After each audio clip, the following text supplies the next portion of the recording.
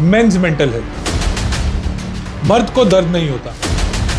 सोचिए जब तक ये वीडियो खत्म होगी इंडिया में कहीं 2 आदमी अपनी जिंदगी से हार चुके होंगे। इंडिया में हर 4.5 मिनट में एक आदमी सुसाइड करता है। 2014 से लेकर 2021 तक इंडिया में आदमियों का सुसाइड रेट फीमेल्स के कंपैरिजन में 2.5 गुना बढ़ चुका है। और जो लड़के फाइनेंशियली स्ट्रगल कर रहे होते हैं उन्हें कमजोर या नाकामयाब माना जाता है। जिंदगी में सारी चीज छूट गया सर, घर परिवार रिश्तेदार सारे छूट गए। आज हम एक ऐसे टॉपिक पर बात करेंगे जो हमारी सोसाइटी में अक्सर इग्नोर किया जाता है, मेंस मेंटल हेल्थ। मर्द को दर्द नहीं होता, ये फ्रेज आपने बचपन से सुना होगा, लेकिन क्या ये सच है? सोचिए जब तक ये वीडियो खत्म होगी इंडिया में कहीं 2 आदमी अपनी जिंदगी से हार चुके होंगे, क्योंकि नेशनल क्राइम रिकॉर्ड्स ब्यूरो के 2022 के डेटा के अकॉर्डिंग इंडिया में हर 4.5 मिनट में एक आदमी सुसाइड करता है। और एनसीआरबी के रिकॉर्ड्स दिखाते हैं कि हमारे देश में सुसाइड करने वालों में से 72% आदमी होते हैं, लेकिन फिर भी हम मेंस मेंटल हेल्थ पे बात करने से कतराते हैं। लेकिन क्यों? इसका सबसे बड़ा रीजन है हमारी सोसाइटी, जहां लड़कों को स्ट्रॉन्ग दिखना बहुत जरूरी होता है। 2014 से लेकर 2021 तक इंडिया में आदमियों का सुसाइड रेट फीमेल्स के कंपैरिजन में 2.5 गुना बढ़ चुका है। लेकिन ये सिर्फ नंबर्स नहीं है, ये एक ऐसी हकीकत है जो हमारी सोसाइटी अक्सर इग्नोर करती है। और सवाल ये उठता है कि ऐसा हो क्यों रहा है? आखिर हमारे देश में आदमियों का सुसाइड रेट दिन पर दिन बढ़ता क्यों जा रहा है? और सबसे बड़ा सवाल, एक लाइफ पार्टनर का आदमी की जिंदगी और उसकी मेंटल हेल्थ पे कितना बड़ा इंपैक्ट होता है? आज का ये वीडियो उन चैलेंजेस के बारे में है जो हमारी सोसाइटी में आदमी डेली फेस करते हैं, और कैसे मॉडर्न मैरिजेस और रिलेशनशिप लड़कों के लिए एक सपोर्ट नहीं बल्कि एक बहुत बड़ा संघर्ष बनता जा रहा है। देखिए, हमारी इंडियन सोसाइटी में लड़कों के साथ कुछ एक्सपेक्टेशंस जुड़ी होती हैं, और ये एक्सपेक्टेशंस सोसाइटी के नॉर्म्स से तय करी जाती हैं। एक लड़के की परवरिश इस तरीके से करी जाती है जहां उसे उसकी जिम्मेदारियों का एहसास कराया जाता है, कुछ अनरिटन रूल्स फॉलो करने के लिए इनडायरेक्टली फोर्स भी किया जाता है। जैसे एक फाइनेंशियल प्रोवाइडर बनना, एक आदमी से एक्सपेक्ट किया जाता है कि वो अपने घर का प्राइमरी कमाने वाला बने। एक समाज की भी एक बेसिक एक्सपेक्टेशन होती है कि लड़का बड़ा होकर अपनी फाइनेंशियल रिस्पॉन्सिबिलिटी समझे और अपनी फैमिली का सहारा बने। और करियर चॉइस के वक्त भी लड़कों को ऐसी एडवाइस दी जाती है कि ऐसी फील्ड चूज करो जिसमें पैसा ज्यादा हो, चाहे फिर वो उनकी पसंद से ही अलग क्यों ना हो। सोसाइटी उन आदमियों को रिस्पेक्टेड समझती है जो फाइनेंशियल स्टेबिलिटी मेंटेन करते हैं, और जो लड़के फाइनेंशियली स्ट्रगल कर रहे होते हैं उन्हें कमजोर या नाकामयाब माना जाता है। हाउस होल्ड हस्बैंड या स्टे एट होम डैड आज भी सोसाइटी इजीली एक्सेप्ट नहीं करती और इन्हें टैबू माना जाता है। और सिर्फ फाइनेंशियल जिम्मेदारियां ही नहीं बल्कि अपने इमोशंस को दबाने की ट्रेनिंग तो बचपन से ही चालू हो जाती है, जहां एक टफ एक्सटीरियर इमेज मेंटेन करना सिखाया जाता है। अगर चोट लगे तो रोना नहीं, अगर कोई इमोशनल पेन हो तो किसी को बताना नहीं है, be a man, boys don't cry. ये सब सिर्फ बातें नहीं है बल्कि डीप रूटेड सोसाइटल बिलीफ्स हैं। ये एक साइकोलॉजिकल प्रोग्रामिंग है जो हमारे बीच इतना नॉर्मल हो चुकी है कि हम रियलाइज भी नहीं करते। इन सब चीजों का इम्पैक्ट सीधा लड़कों की मेंटल हेल्थ पे आता है। अगर कोई लड़का कभी रोए या अपना दुख एक्सप्रेस करे तो उसके खुद के दोस्त ही उसे बोल देते हैं, अरे लड़कियों की तरह क्यों रो रहा है? जरा अपने आसपास देखो और सोचो कि कितने लड़के अपनी प्रॉब्लम्स इवन अपने दोस्तों के साथ भी शेयर करते हैं।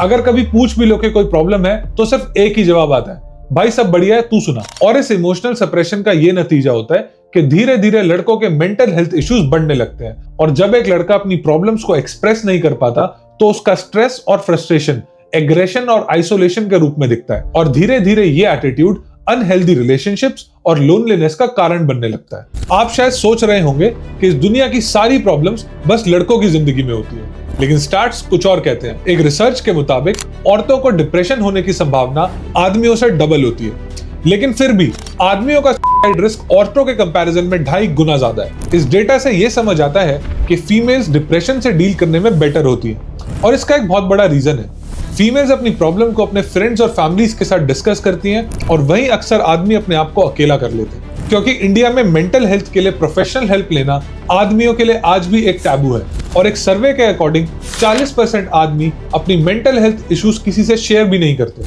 और अब बात करते हैं सबसे बड़े रीजन की जो आदमियों के इंक्रीजिंग सुसाइड रेट्स को बढ़ावा दे रहा है, फैमिली प्रॉब्लम्स। एक रिपोर्ट के मुताबिक फैमिली इश्यूज आदमियों के सुसाइड का सबसे बड़ा कारण बन चुके हैं, और इन फैमिली प्रॉब्लम्स को 2 पार्ट्स में डिवाइड किया जा सकता है, फाइनेंशियल प्रॉब्लम्स और पर्सनल रिलेशनशिप्स।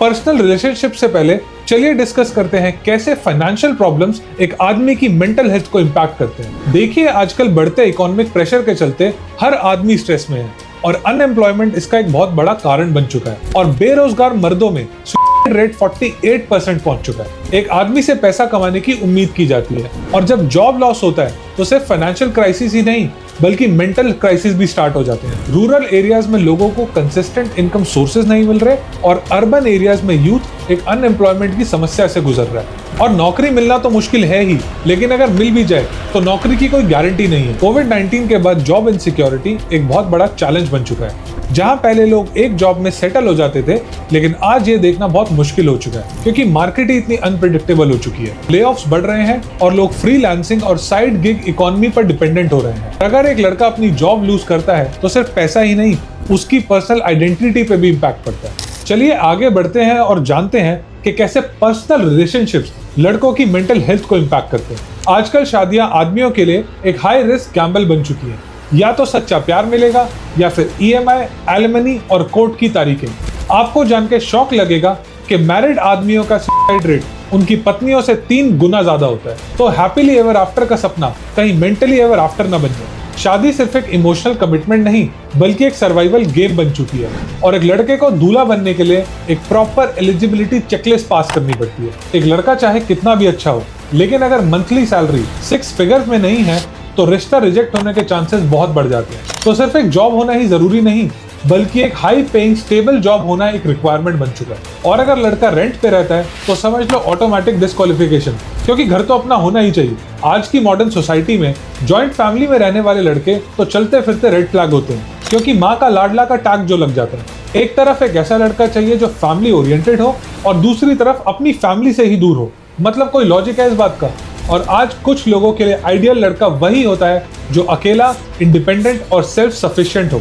तो आजकल शादी सिर्फ एक रिश्ता नहीं बल्कि एक हाई लेवल क्वालिफिकेशन टेस्ट बन चुका है, जहां हर लड़का अपना बैंक बैलेंस, घर और सोशल स्टेटस का CV सबमिट करता है। चलिए मान लीजिए कि एक लड़का ये एलिजिबिलिटी टेस्ट पार भी कर ले, लेकिन जो उसके बाद होता है उससे तो बड़े बड़े सेलिब्रिटीज नहीं बच पाए। तो एक आम आदमी क्या चीज है? After 27 years of marriage, Bill and Melinda Gates have announced their decision to part ways. Jeff Bezos, the world's richest man, finalized the terms of his divorce today. Hardik Pandya and Natasha Stankovic recently announced their divorce. देखिए, एक life partner बस एक साथी नहीं बल्कि एक इंसान की पूरी जिंदगी की डायरेक्शन तय करता है। एक अच्छा लाइफ पार्टनर आपको ऊंचाइयों तक पहुंचा सकता है, लेकिन वहीं एक गलत लाइफ पार्टनर आपकी पूरी जिंदगी तबाह कर सकता है। और रिसेंटली ऐसे केसेस देखने को मिले जैसे अतुल सुभाष का केस या फिर मानव शर्मा का केस, जहां दोनों ही केसेस में इन लड़कों ने अपनी जान ले ली।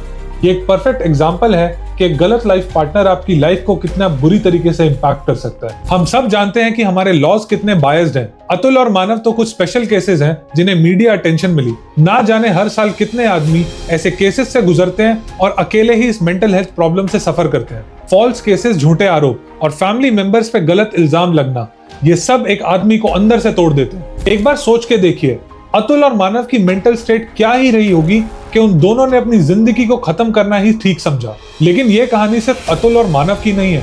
हर साल ना जाने कितने आदमी इन प्रॉब्लम्स की वजह से अपनी जिंदगी को खत्म कर लेते हैं। आपको 2015 का दिल्ली का दरिंदा केस तो याद ही होगा, जो झूठे आरोप और मीडिया ट्रायल का परफेक्ट उदाहरण था। 2015 में जसलीन कौर ने सरबजीत सिंह पर छेड़छाड़ और धमकी के आरोप लगाए, जो तुरंत वायरल भी हो गया और सेलिब्रिटीज भी अटेंशन लेने के लिए इसमें कूद पड़े। सोनाक्षी सिन्हा और अरविंद केजरीवाल ने बिना इन्वेस्टिगेशन पूरी हुए जसलीन कौर को सपोर्ट करा और सरबजीत सिंह को दिल्ली का दरिंदा बना दिया। और इस मीडिया ट्रायल का यह असर हुआ कि सरबजीत को अरेस्ट कर लिया गया, उनकी जॉब चली गई, उनके फादर को हार्ट अटैक तक आया और उनका पूरा करियर ही खत्म हो गया। बदतमीजी आप करते हैं और फिर आप लड़की पे ये ब्लेम डालते हैं कि वो अपना एजेंडा चला रही है। ये केस कोर्ट में 4 साल तक चला और फाइनली 2019 में कोर्ट ने सरबजीत को सारे आरोपों से रिहा कर दिया। लेकिन क्यों? क्योंकि जसलीन एक बार भी अपने आप को डिफेंड करने के लिए कोर्ट में नहीं आई। लेकिन सवाल ये उठता है कि उन 4 सालों में सरबजीत और उनके घर वालों ने जो झेला उसका हिसाब कौन देगा? तो जब ये केस खत्म भी हुआ तो किसी भी न्यूज चैनल ने ये नहीं दिखाया कि सरबजीत ने कभी कुछ गलत किया ही नहीं था। और अगर हम मैरिज लॉज की बात करें तो ये एक बहुत सेंसिटिव बट इंपॉर्टेंट टॉपिक है, क्योंकि आजकल इन लॉज का आदमियों के अगेंस्ट मिसयूज करा जा रहा है। 70% डाउरी केसेस फेक होते हैं। मेंटेनेंस और एलिमनी के लॉज आदमियों के लिए बहुत अनफेयर होते हैं और चाइल्ड कस्टडी और चाइल्ड डिस्प्यूट केसेस में तो आदमियों को डिसएडवांटेज ही मिलता है। इन सब सिचुएशंस में आदमी बहुत आइसोलेटेड फील करते हैं क्योंकि उन्हें कोई सपोर्ट सिस्टम नहीं मिलता। चलिए अब बात करते हैं इस मेंटल हेल्थ क्राइसिस के सॉल्यूशंस की। सबसे पहले तो आदमियों को ये एक्सेप्ट करना होगा कि वो किसी प्रॉब्लम को फेस भी कर रहे हैं और प्रोफेशनल हेल्प जैसे थेरेपी या काउंसलिंग बहुत नॉर्मल है, कोई टैबू नहीं। और हमारी सोसाइटी में मेंटल हेल्थ अवेयरनेस को बढ़ावा देना होगा और ऐसे लीगल सिस्टम बनाए जाएं जो जेंडर बायस ना हो। ये टॉपिक सिर्फ आदमियों के लिए नहीं बल्कि हमारी पूरी सोसाइटी के लिए इंपॉर्टेंट है। और जब तक हमारी सोसाइटी में आदमी अपने इमोशंस और मेंटल हेल्थ को इग्नोर करेंगे, हमारी सोसाइटी कभी प्रोग्रेस नहीं कर पाएगी। इस वीडियो को शेयर करें ताकि अवेयरनेस बढ़े। Thanks for watching. Take care and prioritise your mental health.